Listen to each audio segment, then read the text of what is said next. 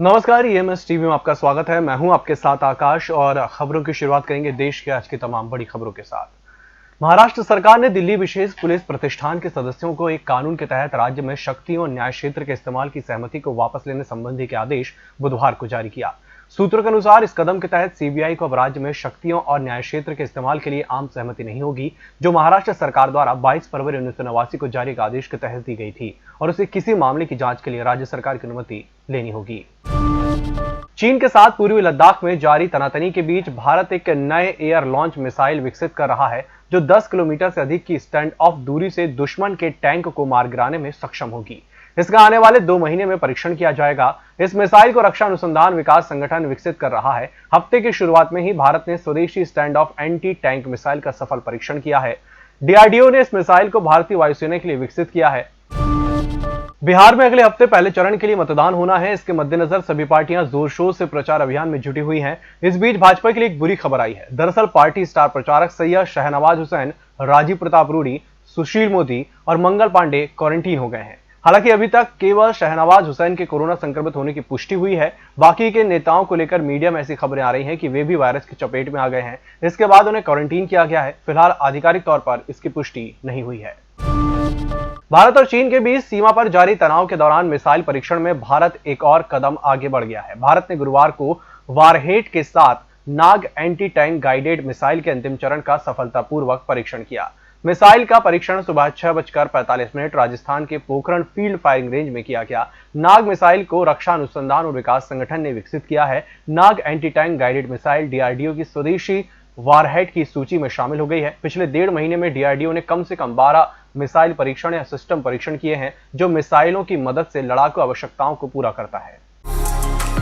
Hotel गौरीशी भोपाल शहर के बीचों बीच स्थित ठहरने की सर्व सुविधा युक्त जगह है। Room available in affordable prices और facilities free WiFi, AC, TV, parking, security, lift, full sanitised room, toiletry kit. Hotel Gaurishi, hall number 8, Chittor complex, MP Nagar, zone 1, Bhopal. Phone number 7898128620। निष्पक्ष, निर्भीक और विश्वसनीय खबरें देखें सिर्फ ईएमएस टीवी पर। डाउनलोड करें ईएमएस न्यूज ऐप। सत्ता के गलियारों से गांव की गलियों तक देखिए हर खबर अपने मोबाइल पर। डाउनलोड कीजिए ईएमएस न्यूज ऐप। नवरात्र की शुरुआत होने के साथ ही बाजारों में आर्थिक गतिविधि रफ्तार पकड़ने लगी है। करीब 7 महीने सुनसान रहे बाजारों में ग्राहकों की चहल पहल नजर आने लगी है। कोरोना महामारी के कारण बेरोजगार होकर अपने घरों में बैठे कामगार भी अच्छे दिनों की उम्मीद में अपने गृह जनपदों से दिल्ली एनसीआर का रुख करने लगे हैं। ऐसा पहली बार है। त्योहारों के सीजन में वह दिल्ली लौट रहे हैं, क्योंकि इस बार उनके पास रोजगार नहीं है। कामगारों को काम देने वाले दुकानदार भी उनकी वापसी पर खुशी जता रहे हैं। कुछ दुकानदार तो उन्हें ट्रेन और बसों का किराया भेजकर वापस बुला रहे हैं। देश के गृह मंत्री अमित शाह और भाजपा के पूर्व राष्ट्रीय अध्यक्ष का आज 22 अक्टूबर को जन्मदिन है। इस मौके पर देश के दिग्गज नेता और पार्टी के कई बड़े नेताओं ने उन्हें बधाई दी। प्रधानमंत्री नरेंद्र मोदी, यूपी के मुख्यमंत्री योगी आदित्यनाथ से लेकर केंद्रीय मंत्री नितिन गडकरी, पीयूष गोयल तक अन्य नेताओं ने उन्हें ट्विटर के जरिए जन्मदिन की शुभकामनाएं दी हैं। प्रधानमंत्री नरेंद्र मोदी गुरुवार को पश्चिम बंगाल के लोगों के लिए दुर्गा पूजा के अवसर पर होने वाले पुजो शुभेच्छा कार्यक्रम का लाइव प्रसारण प्रत्येक बूथ पर किया जाएगा। भाजपा ने राज्य की सभी 294 सीटों पर कार्यक्रम के प्रसारण की व्यापक तैयारियां की है। पीएम दोपहर 12 बजे वीडियो कॉन्फ्रेंस के माध्यम से दुर्गा पूजा उत्सव की शुरुआत पर लोगों को शुभेच्छा संदेश देंगे। पार्टी सूत्रों ने बताया कि राज्य के 78,000 मतदान केंद्रों में हर केंद्र पर 25 से अधिक कार्यकर्ता और समर्थक उचित दूरी का पालन करते हुए कार्यक्रम को देखेंगे और सुनेंगे। इस कार्यक्रम के तहत कोलकाता के पूर्व क्षेत्रीय सांस्कृतिक केंद्र में सांस्कृतिक कार्यक्रम का भी आयोजन होगा। बुलेट ट्रेन से यात्री दिल्ली से चलकर नोएडा एयरपोर्ट तक 21 मिनट में पहुंच जाएंगे। नोएडा इंटरनेशनल एयरपोर्ट लिमिटेड के पास बुलेट ट्रेन योजना की प्राथमिक रिपोर्ट पहुंच गई है।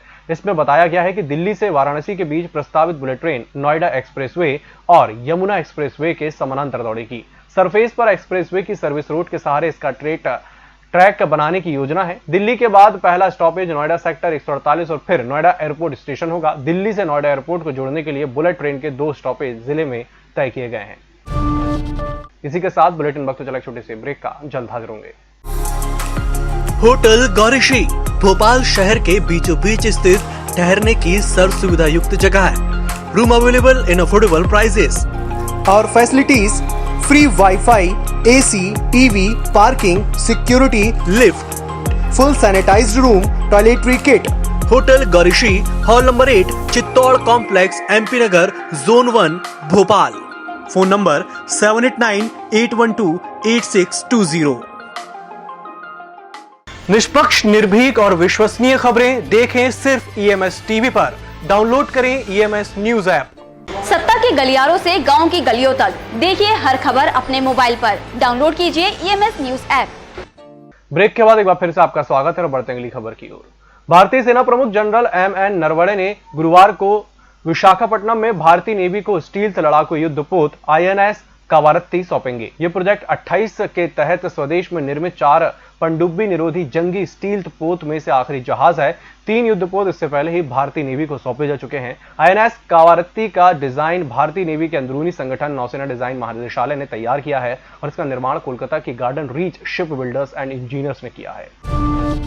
इंदिरा गांधी अंतर्राष्ट्रीय एयरपोर्ट ने एक बार फिर कीर्तिमान स्थापित किया है। कोविड-19 में विमानों के बेहतर संचालन के साथ संक्रमण के दौरान बचाव और सावधानी पूर्वक यात्रा कराने में दिल्ली एयरपोर्ट विश्व में दूसरे स्थान पर है। पहले स्थान पर सिंगापुर का चांगी हवाई अड्डा है। कोविड-19 के दौरान सुरक्षित यात्रा के लिए सेफ ट्रेवल बैरोमीटर ने विश्व के 200 एयरपोर्ट का सर्वे किया है। इसमें दिल्ली का इंदिरा गांधी अंतर्राष्ट्रीय एयरपोर्ट दूसरे स्थान पर है। सिंगापुर के एयरपोर्ट ने कुल 5 पैरामीटर सर्वे में 4.6 अंक प्राप्त किया, जबकि दिल्ली एयरपोर्ट 4.7 अंक के साथ यानी 0.1 पैरामीटर पीछे रहा।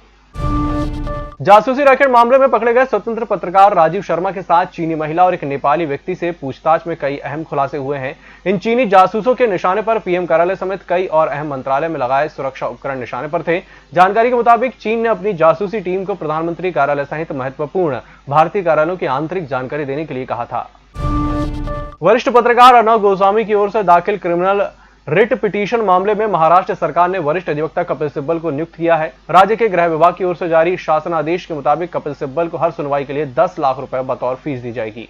गृह विभाग के मुताबिक कपिल सिब्बल का साथ देने वाले वकील राहुल चिटनीस को प्रति सुनवाई 1.5 लाख रुपए दिए जाएंगे। सरकार के इस आदेश को लेकर भाजपा विधायक अतुल भावतखलकर ने ठाकरे सरकार पर निशाना साधा है। निष्पक्ष, निर्भीक और विश्वसनीय खबरें देखें सिर्फ EMS टीवी पर।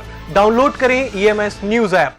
सत्ता के गलियारों से गांव की गलियों तक देखिए हर खबर अपने मोबाइल पर। डाउनलोड कीजिए EMS न्यूज ऐप।